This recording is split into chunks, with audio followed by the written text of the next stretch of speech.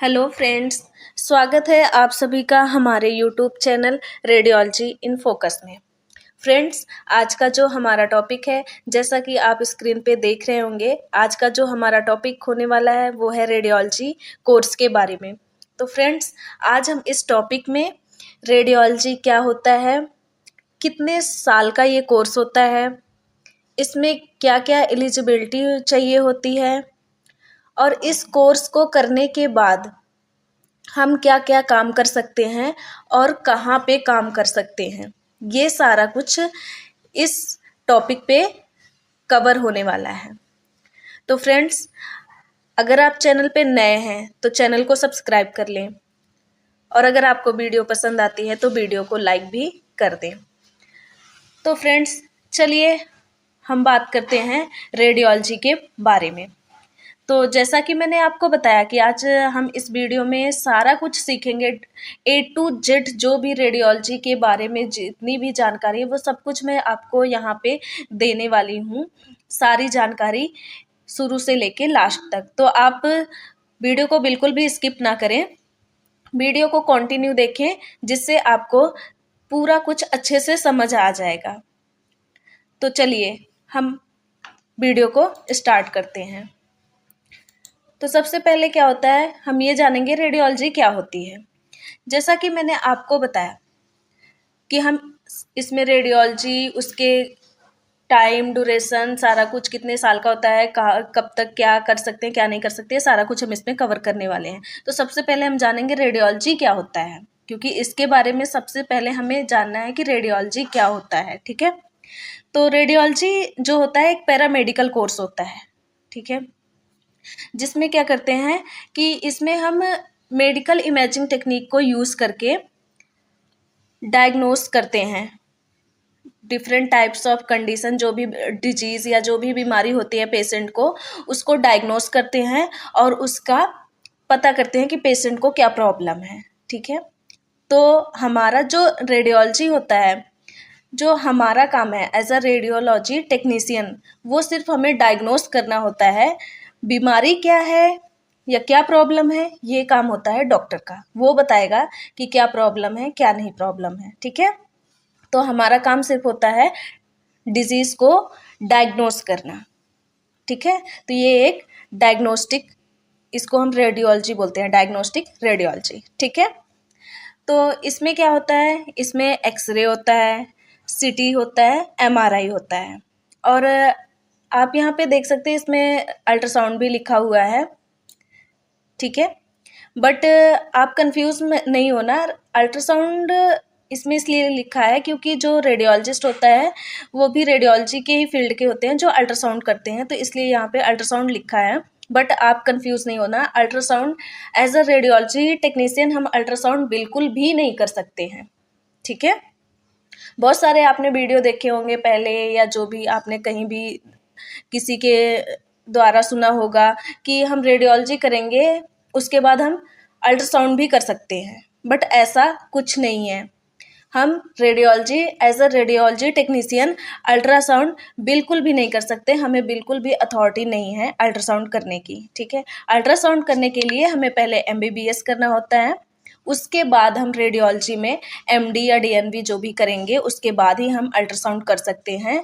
तो अल्ट्रासाउंड करने के लिए एमबीबीएस मस्ट है, उसके बाद हम एमडी करेंगे या डीएनबी करेंगे, फिर ही हम अल्ट्रासाउंड कर पाएंगे। ठीक है, तो जिसके दिमाग में ये बात हो कि हम रेडियोलॉजी करेंगे, बीएससी कर लेंगे या डिप्लोमा कर लेंगे, एमएससी कर लेंगे, उसके बाद हम सीधे अल्ट्रासाउंड में चले जाएंगे, अल्ट्रासाउंड करने लगेंगे, तो वो अपने दिमाग से ये बात बिल्कुल भी निकाल के फेंक दी, क्योंकि ऐसा कुछ नहीं होता। मैंने बहुत सारे लोगों को सुना है कि हम रेडियोलॉजी करेंगे उसके बाद अल्ट्रासाउंड में जाएंगे सीधे, तो ऐसा कुछ नहीं होने वाला है। तो आप बिल्कुल भी इन सब बातों पे विश्वास ना करें। हमारा काम क्या होता है, डायग्नोस करना, जो हम एक्सरे, सीटी और एमआर करते हैं। ऐसा कुछ नहीं है कि हम अल्ट्रासाउंड करते हैं। ठीक है, तो एज अ रेडियोलॉजी टेक्नीशियन, और जो अल्ट्रासाउंड करते हैं जैसे मैंने आपको बताया उसके लिए एमबीबीएस की नीड होती है, एमबीबीएस के बाद आप एमडी या डीएनबी करके अल्ट्रासाउंड कर सकते हैं। ठीक है, तो हमारा जो टॉपिक है वो तो यही है कि हम रेडियोलॉजी टेक्नीशियन के बारे में जानने वाले हैं। एज अ रेडियोलॉजी टेक्नीशियन हम क्या कर सकते हैं, कौन सा कोर्स कर सकते हैं और क्या क्या काम कर सकते हैं, ठीक है। तो फ्रेंड्स, ये क्या होता है, जब जो रेडियोलॉजी टेक्नीशियन होते हैं वो डॉक्टर्स की हेल्प करते हैं, जो रेडियोलॉजिस्ट होते हैं या जो डॉक्टर्स होते हैं उनकी हेल्प करते हैं डिजीज़ को फाइंड आउट करने में, डायग्नोस करने में, ये सब कुछ करने में वो डॉक्टर्स की हेल्प करते हैं, ठीक है। तो ये होता है हमारा रेडियोलॉजी कोर्स, ठीक है। अब इसमें क्या क्या होता है आगे हम पढ़ेंगे। इसमें क्या क्या एलिजिबिलिटी चाहिए होती है हमें, जिससे हम रेडियोलॉजी कोर्स कर सकें। तो जो रेडियोलॉजी कोर्स करने के लिए हमें 10+2 में, जब हम स्कूल करते हैं 10+2 में जब हम होते हैं, उसमें हमें सब्जेक्ट जो हमारा रिक्वायर होता है वो होता है फिजिक्स, केमिस्ट्री एंड बायोलॉजी, ठीक है। इसके अलावा अगर आपने 10th के बाद डिप्लोमा कर रखा है साइंस फील्ड में, ठीक है, अगर आपने साइंस फील्ड में 10th के बाद डिप्लोमा कर रखा है तो उसके बाद भी आप रेडियोलॉजी कर सकते हैं, ठीक है। ये हो गया आपको कि आप रेडियोलॉजी कब कर सकते हैं, ठीक है, या रेडियोलॉजी करने के लिए कब एलिजिबल होते हैं। फिर आता है डिप्लोमा इन रेडियोलॉजी टेक्नीशियन, ठीक है, जिसको हम रेडियोग्राफिक टेक्नोलॉजी भी बोलते हैं। ये जो डिप्लोमा होता है ये एक सर्टिफिकेट कोर्स होता है जो 2 साल का होता है कोर्स, ठीक है। इसमें क्या होता है कि जब आप हाई स्कूल करते हैं उसके बाद 10+2, आप 10+2 के बाद भी कर सकते हैं डिप्लोमा कोर्स, बट आप हाई स्कूल के बाद भी डिप्लोमा कोर्स कर सकते हैं, ठीक है। तो उसमें जो जैसा मैंने आपको बताया कि जो हमें सब्जेक्ट मस्ट होता है रेडियोलॉजी करने के लिए वो physics, chemistry and biology important होता है। ये सब्जेक्ट हमारे मस्ट होते हैं रेडियोलॉजी करने के लिए, ठीक है। इसमें क्या होता है कि इसमें हमें मतलब बेसिक चीज़ें पढ़ाई जाती है, जैसे एक्सरे मशीन के बारे में, सीटी के बारे में, एमआर के बारे में, और उसमें हम जो भी डायग्नोस करने के बारे में, ये सारा कुछ इसमें हमें अच्छे से बताया जाता है, समझाया जाता है, ठीक है। और उसके बाद हम जब अपना कोर्स कंप्लीट कर लेते हैं उसके बाद हम ट्रेनिंग करेंगे। ट्रेनिंग करने के बाद हम कहीं पे भी जॉब कर सकते हैं एज अ एक्सरे टेक्नीशियन, सीटी टेक्नीशियन एंड एमआरआई टेक्नीशियन, ठीक है। और एक इम्पॉर्टेंट बात ये है, जो हमारा रेडियोलॉजी होता है, ठीक है, उसमें क्या होते हैं, जैसे मैंने आपको बताया एक्सरे जिसमें एक्सरेज की नीड होती है, जो हम बॉडी को इंटरप्रेट करके डायग्नोस करता है पेशेंट को क्या प्रॉब्लम है क्या नहीं प्रॉब्लम है, ठीक है। तो इसमें क्या होता है, इसमें बेसिक रेडियोलॉजी की बेसिक्स रेडियोलॉजी जो होती हैं, पोजिशनिंग मतलब इमेज की पोजिशनिंग करना, प्रिपरेशन करना, ये सारा कुछ है।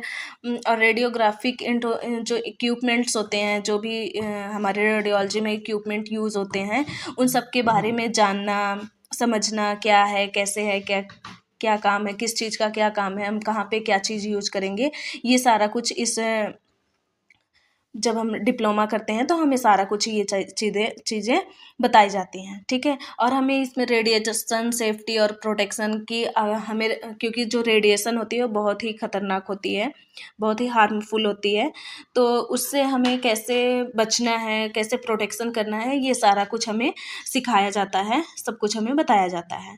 उसके बाद हम इमेज को कैसे प्रोसीड करेंगे, कैसे क्या करना है, मेंटेनेंस कैसे करनी है, ये सारा कुछ हमें इस में सारा कुछ समझाया जाता है, ठीक है। तो ये होता है हमारा डिप्लोमा जो 2 साल का होता है, ठीक है। अब इसकी बात करें हम फ़ी की, तो इसकी जो फ़ी होती है वो 50,000 से 2 लाख तक होती है। ये वेरी करता है आपका कॉलेज कैसा है, आपकी यूनिवर्सिटी कैसी है, गवर्नमेंट है, प्राइवेट है, और किस एरिया में है, ये सारा कुछ जो फ़ी होती है ये उस पर डिपेंड करती है, ठीक है। फिर आता है हमारा जो नेक्स्ट है वो है bachelor degree in radiology technology, ठीक है। बैचलर मतलब बीएससी, ठीक है। जो हम पहले हम डिप्लोमा कर सकते हैं और डिप्लोमा के बाद भी हम बीएससी कर सकते हैं, ठीक है। बट आप बिना डिप्लोमा किए हुए भी +2 के बाद आप बीएससी डायरेक्ट कर सकते हैं, अगर आपने फिजिक्स, केमिस्ट्री और बायोलॉजी से अपना +2 कंप्लीट किया है तो। ठीक है, तो इसका जो ड्यूरेशन होता है, कितने साल का कोर्स होता है, वो होता है 3 साल का कोर्स होता है आपका, और हाफ ईयर की इंटर्नशिप होती है। तो ठीक है, ये 3 से 4 साल के अंडर का कोर्स होता है, और उसी में सारा कुछ आपका इंक्लूड होता है। जैसे कि इसमें हमने बताया, इसमें जो सब्जेक्ट हमें इम्पॉर्टेंट होते हैं, जो चाहिए होते हैं, वो +2 के बाद साइंस, मतलब फिजिक्स, केमिस्ट्री एंड बायोलॉजी, ये मस्ट होते हैं। ठीक है, फिर उसके बाद इसमें क्या होता है, जैसे कि मैंने आपको बताया कि जैसे हम डिप्लोमा में जो भी चीज़ें पढ़ते हैं, जैसे भी जो पढ़ते हैं वैसे ही होता है, बट डिप्लोमा में होता है थोड़ा शॉर्ट फॉर्म में होता है, और जब हम बैचलर में जाते हैं तो वो थोड़ा उसी का लॉन्ग फॉर्मेट में चला जाता है, ऐसा बोल सकते हैं हम। ठीक है, जैसे शॉर्ट फॉर्म में होता है डिप्लोमा में, तो हम जब बैचलर करेंगे तो वो सारा कुछ, वो जो जो टॉपिक्स हमें डिप्लोमा में सेम होता है, बस वो डिटेल्ड और ज़्यादा डिटेल्ड में और ज़्यादा लॉन्ग मतलब ज़्यादा चीज़ें कवर होती है। तो ये हो गया, मतलब डिप्लोमा में भी और बैचलर में सेम होता है, बस जैसे हम जब 10th में होते हैं तो कुछ चीज़ें शॉर्ट, जो टॉपिक्स होते हैं वो शॉर्ट में होते हैं, हम शॉर्ट में पढ़ते हैं, लेकिन जब हम +2 में जाते हैं तो वही चीज़ें हमें ब्रॉड हो जाती हैं, वही चीज़ें हमें डिटेल में पढ़नी होती है। बस सेम यहाँ पे भी वैसा है कि जब हम डिप्लोमा में करते हैं तो वो चीज़ें थोड़ा शॉर्ट में होती हैं, बट हाँ, ऐसा नहीं है कि डिप्लोमा में कुछ पढ़ाया नहीं जाता, पढ़ाया जाता है, सिखाया जाता है, सेम वैसा होता है, बट वो थोड़ा शॉर्ट में होता है, और जो उसका बैचलर होता है वो थोड़ा लॉन्ग वर्जन हो जाता है, ऐसे बोल सकते हैं, मॉडिफाइड वर्जन हो जाता है, ऐसे बोलते हैं। ठीक है, तो ये हो गया हमारा बैचलर। इसकी जो फ़ी होती है, जो भी फीस वगैरह होती है, वो जैसे पर ईयर करके हमारा 1 लाख से 3 लाख हो जाता है, लेकिन क्या होता है कि ये भी डिपेंड करता है कि आप किस एरिया में आपका कॉलेज है, आपकी या यूनिवर्सिटी है, या प्राइवेट है, या गवर्नमेंट है, ये सारा कुछ उस पर डिपेंड करता है। ठीक है, तो इसमें क्या होता है कि इसमें भी हमें हाँ, सबसे मोस्ट इम्पॉर्टेंट बात ये होती है कि जब हम रेडियोलॉजी कर रहे हैं तो हमें एनाटॉमी के बारे में, जो हम ह्यूमन एनाटॉमी होती है, फिजियोलॉजी होती है, उसके बारे में थोड़ा नॉलेज होना ज़्यादा ज़रूरी होता है, क्योंकि अगर आपको पता ही नहीं होगा एनाटॉमी के बारे में तो आप फिर स्कैन करोगे कैसे। तो इसलिए, हालांकि इसमें हमें एनाटॉमी और फिजियोलॉजी पढ़ाई जाती है, डिप्लोमा में भी बैचलर में भी, ये हमें पढ़ाई जाती है, तो इसके लिए हमें, अगर हम ये कोर्स कर रहे हैं तो ये चीज़ें हमें बहुत अच्छे से पता होनी चाहिए, इतना डिटेल में नहीं, एज अ डॉक्टर नहीं, बट हाँ, मोटा मोटा एनाटॉमी हमें और उस फिजियोलॉजी हमें पता होनी चाहिए, जिससे हम खुद डिफ्रेंशिएट कर सकें कि क्या चीज़ नॉर्मल है और क्या एबनॉर्मल है। ठीक है, ये सारा कुछ इसमें हम सीख सकते हैं। फिर जो हमारा नेक्स्ट टॉपिक है वो है मेमोग्राफी टेक्नीशियन। ठीक है, हम मेमोग्राफी टेक्नीशियन भी का कोर्स भी कर सकते हैं। इसका जो कोर्स का जो ड्यूरेशन होता है वो होता है 6 मंथ to 1 ईयर, मतलब लगभग 1 साल का ये भी कोर्स होता है। फिर उसके बाद इंटर्नशिप करनी होती है। ठीक है, ये भी डिग्री और डिप्लोमा बेस्ड कोर्स होता है, आप डिग्री भी ले सकते हैं इसमें और डिप्लोमा भी कर सकते हैं। तो ये इसकी जो फ़ी होती है वो डिप्लोमा की थोड़ी कम होगी और डिग्री बेस की ज़्यादा होगी, ये आपको पता ही है। अगर आप डिप्लोमा करेंगे थोड़ा कम लगेगा, अगर आप डिग्री ले रहे हैं फिर उसमें ज़्यादा लगेगा, फिर आप अगर एमएससी कर रहे हैं तो फिर और ज़्यादा लगेगा, ये तो आप सबको पता होगा। ठीक है, इसमें क्या होता है, इसमें हम मेमोग्राफी क्या होता है, मेमोग्राफी हम क्यों करते हैं, मेमोग्राफी हम इसलिए करते हैं कि जो हमारे ब्रेस्ट होते हैं, ब्रेस्ट कैंसर को डिटेक्ट करने के लिए हम मेमोग्राफी करते हैं। ठीक है, तो इसमें हमें मेमोग्राफी के बारे में बताया जाता है, सिखाया जाता है कि कैसे हमें मेमोग्राफी करना है। और आजकल तो जो ब्रेस्ट कैंसर है वो बहुत ही, बोल सकते हैं, हाई लेवल पे हो गया है। तो मेमोग्राफी, और जैसे मैं आपको एक एक बात और बता दूं, जो मेमोग्राफी आजकल बहुत हाई लेवल पे जैसे हो गया, तो लोग क्या करते हैं कि स्क्रीनिंग करवाते रहते हैं, तो इसमें भी एक अच्छा स्कोप मिल जाता है आपको कि आप कहीं भी आपको इजली जॉब मिल जाएगी एज अ मेमोग्राफी टेक्नीशियन। ठीक है, ये हो गया हमारा मेमोग्राफी का, ठीक है। इसमें भी हमें मेमोग्राफी के क्या क्या मतलब जैसे इक्विपमेंट हैं, उसके क्या प्रोसीजर हैं, ये सारा कुछ हमें सारा मशीन के बारे में, उसके प्रोसीजर के बारे में, उसके टेक्निक के बारे में कि कैसे हमें करना है ताकि वो अच्छे से हम उसको परफॉर्म कर सकें, सही सही से डिटेक्ट कर सकें कि पेशेंट को प्रॉब्लम है या नहीं है। ये सारा कुछ हमें इसमें सिखाया जाता है। और साथ ही साथ हमें पेशेंट की केयर और उसके बाद रेडिएशन प्रोटेक्शन के लिए तो हमें हर एक फील्ड में बताया, चाहे आप डिप्लोमा करो, एमएससी करो, बीएससी करो या जो भी करो, इसमें क्योंकि इसमें रेडिएशन होती है तो रेडिएशन से बचने के लिए ये तो हमें जानना बहुत ज़रूरी होगा। तो ये सारा कुछ इसमें हमें अच्छे से सिखाया जाता है। ये रहा आपका मेमोग्राफी हो गया, ठीक है। फिर आप एमएससी कर सकते हैं। आप बीएससी करेंगे, बीएससी के बाद आप एमएससी कर सकते हैं। एमएससी का जो कोर्स होता है वो 2 साल का होता है, ठीक है। बीएससी के बाद आप एमएससी के लिए अप्लाई कर सकते हैं। उसके बाद जो ये भी सेम बीएससी के जैसा ही होता है, बट जैसा मैंने आपको बताया डिप्लोमा का जो ब्रॉड वर्जन होता है या फिर जो डिटेल्ड वर्जन होता है वो बीएससी हो गया। फिर बीएससी का जो ब्रॉड वर्जन या जो डिटेल होगा वो हो गया एमएससी। इसमें जो एमएससी होता है उसमें हमें और ज़्यादा डिटेल में समझाया जाता है, और ज़्यादा डिटेल में बताया जाता है, और ज़्यादा डिटेल में पढ़ना होता है। तो ये एमएससी हो गया, ठीक है। उसके बाद मैं आपको बता दूं, ये एमएससी करने के बाद, ठीक है, आप डायग्नोसिस तो कर सकते हैं, डायग्नोसिस में जा सकते हैं। न्यूक्लियर मेडिसिन अगर आप स्पेसिफिक फील्ड से करते हैं, न्यूक्लियर मेडिसिन में सर्टिफिकेट ले लेते हैं या फेलोशिप कर लेते हैं, तो फिर आप न्यूक्लियर मेडिसिन में भी जा सकते हैं, ठीक है। जैसा इसका जो फ़ी होता है वो 2 लाख टू 5 लैक्स ऐसे होता है, बट ज़रूरी नहीं है इतना ज़्यादा हो। ये डिपेंड करता है आपके कॉलेज, आपकी कॉलेज कहाँ पे है, किस एरिया में है और कैसा कॉलेज है, वो उस पर डिपेंड करता है कि गवर्नमेंट है या प्राइवेट है, ठीक है। ये उस पर डिपेंड करता है। और जब आप एमएससी कर लेते हैं तो एमएससी करने के बाद आपके पास मतलब जो क्वालिफिकेशन है अगर एमएससी की, तो आप उसके मतलब डायग्नोस करने के साथ साथ आप एक टीचर भी बन सकते हैं। एमएससी करने के बाद आप टीचिंग लाइन में जा सकते हैं। अगर आप टीचर बनना चाहते हैं रेडियोलॉजी फील्ड में, अगर आप टीचर बनना चाहते हैं तो आपको एमएससी करना ही होगा। एमएससी मस्ट होती है एज अ टीचर, ठीक है। ये हो गया हमारा एमएससी का। और हम बोलें कि हम कहाँ पे काम कर सकते हैं या क्या काम कर सकते हैं, तो इसमें यही है, हम एक्सरे कर सकते हैं, ठीक है, सीटी कर सकते हैं, मेमोग्राफी कर सकते हैं, और उसके बाद एमआरआई स्कैन कर सकते हैं। और मैं आपको बता दूं एमआर में बिल्कुल भी रेडिएशन नहीं होती है, ठीक है।